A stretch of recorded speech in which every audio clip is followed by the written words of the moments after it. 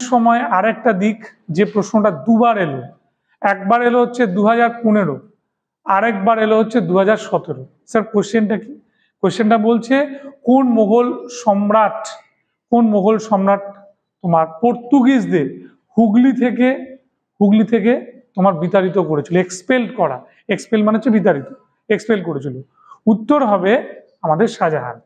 Particularly যদি বলে কোন লোক এটা করেছিল, যেটা 16 কোশ্চেন ছিল 1631 থেকে 32-র মধ্যে, কাসিম খান, QASIM, কাসিম খান। আচ্ছা তোমাদের একটা প্রশ্ন করি, যদি বলে কলকাতা যখন তৈরি হয় তখন মোগল সম্রাট কে ছিল, কি উত্তর হবে? সোজা কোশ্চেন, বলো কলকাতা কবে তৈরি হয়েছিল? 1690। বেশ কথা, 1690। তাহলে 1690-তে মোগল সম্রাট কে বসে আছেন? ঠিক বলছে?